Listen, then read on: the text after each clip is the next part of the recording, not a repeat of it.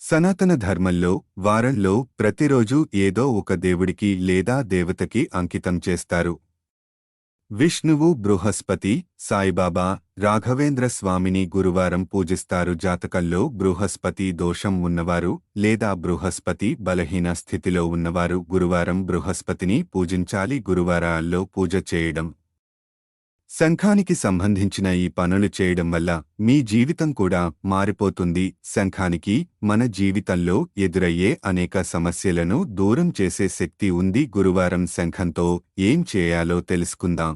శంఖానికి తిలకం పెట్టండి. శాస్త్రం ప్రకారం విష్ణువును పూజించేటప్పుడు శంఖం పెడితే త్వరలో విష్ణువు ప్రసన్నుడవుతాడు. ఈ రోజున శంఖంపై తిలకం వేయాలి. ప్రత్యేకించి కుంకుమ తిలకం పూయడం ద్వారా శంఖాన్ని పూజించడం చాలా పవిత్రమైనదిగా పరిగణించబడుతుంది.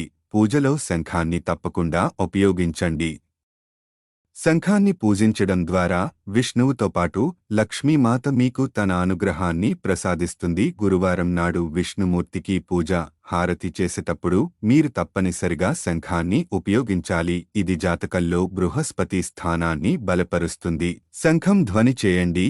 హిందూ మతంలో ఆరాధన సమయంలో శంఖం ఊదడం శుభప్రదంగా పరిగణించబడుతుంది. ముఖ్యంగా విష్ణువును పూజించేటప్పుడు తప్పకుండా చేస్తారు. శంఖాన్ని ఊదినప్పుడు అది చేసే శబ్దం ఇంట్లో సానుకూలతను తెస్తుంది, ఇంటి నుండి ప్రతికూలతను తొలగిస్తుంది. తులసి, శంఖం. మీరు విష్ణువు ఆశీర్వాదం పొందాలనుకుంటే గురువారం పూజ సమయంలో పూజలో తులసి ఆకులు, నీటితో నిండిన శంఖాన్ని ఉంచండి. శాస్త్రం ప్రకారం ఇలా చేయడం వల్ల జాతకంలో గ్రహాల స్థితిని బలోపేతం చేయవచ్చు.